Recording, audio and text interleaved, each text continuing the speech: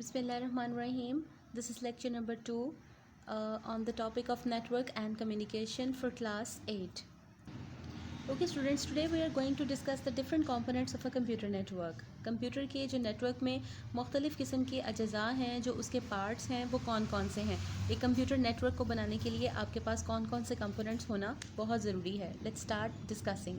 First of all you must have a sending device. आपके पास कोई ना कोई सेंडिंग डिवाइस होनी चाहिए जिससे आप डाटा और या इन्फॉर्मेशन को सेंड करेंगे. सेकेंड, आपके पास कोई रिसीवर भी होना चाहिए, कोई ऐसे डिवाइस रिसीवर, कोई ना कोई रिसीवर कंप्यूटर जो कि उस भेजी गई इन्फॉर्मेशन को रिसीव करे. Third thing, you must have a communication device. Communication device कौन सी है?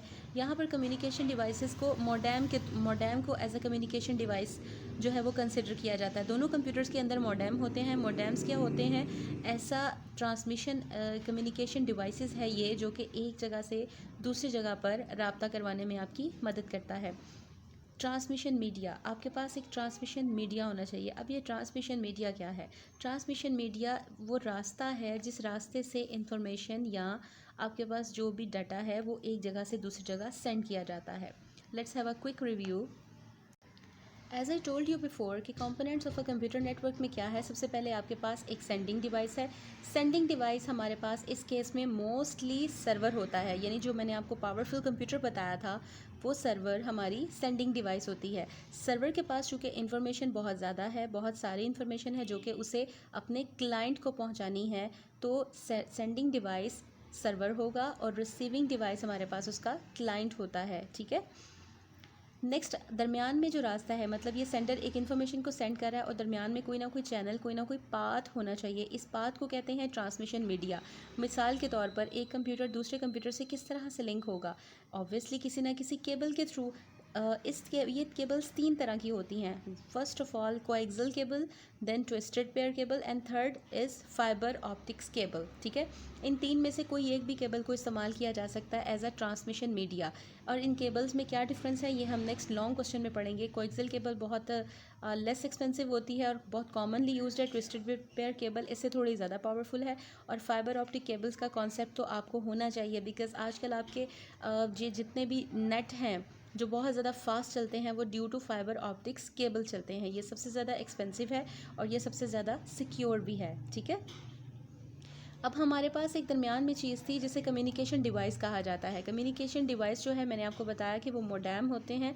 मोडेम क्या होता है? कम्युनिकेशन डिवाइसेस जो हैं वो यूज़ होती हैं दोनों कंप्यूटर्स के दरमियान में एक राब्ता कायम करने के लिए. अगर आपके पास मोडेम नहीं है तो आप एक सेंडिंग डिवाइस, एक रिसीविंग डिवाइस को कोई इन्फॉर्मेशन सेंड नहीं कर सकती.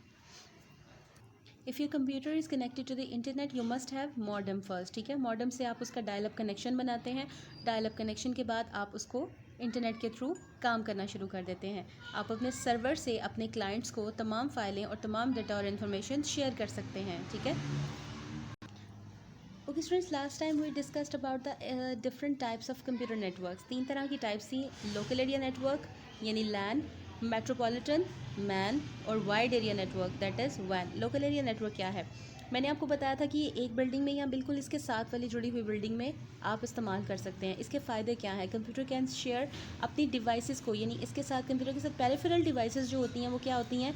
लाइक 2 कंप्यूटर जो हैं वो सेम प्रिंटर को शेयर कर सकते हैं. ठीक है. पेरिफेरल डिवाइसेस वो डिवाइसेस हैं जो कंप्यूटर के साथ अटैच की जाती हैं, like printer, storage devices, scanner devices, CD roams etcetera.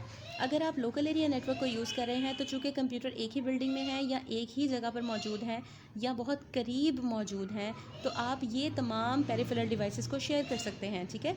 अब आप इमेजिन करें कि अगर आप वाइड एरिया नेटवर्क यूज़ करें एक शहर से दूसरे शहर में या एक शहर से बहुत दूर, तो क्या आप अपनी पेरिफेरल डिवाइसेस को शेयर कर सकते हैं? Not at all. User can save their work centrally on the network server.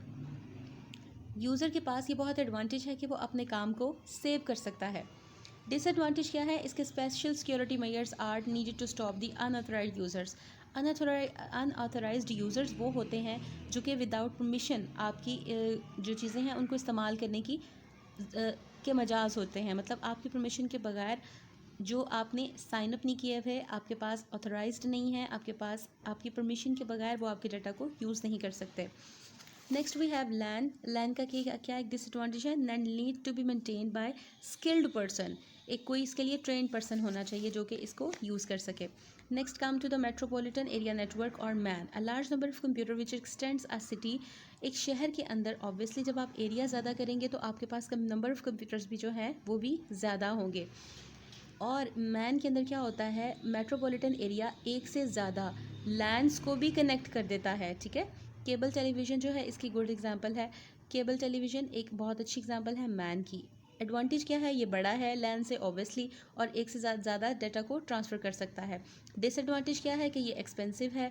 जब ये ज़्यादा जगह पे इस्तेमाल होगा तो ऑब्वियसली ये कॉस्ट करेगा, थोड़ा सा एक्सपेंसिव होगा। It is difficult to maintain और इसको मेंटेन करना डिफ़िकल्ट है। Next is wide area network. Wide area network क्या है, एक बहुत बड़े कंप्यूटर्स का सेटअप है जो कि लार्ज एरिया को कवर कर रहा है। Just a state, province, country और होल वर्ल्ड के अंदर भी वाइड एरिया नेटवर्क चलता है।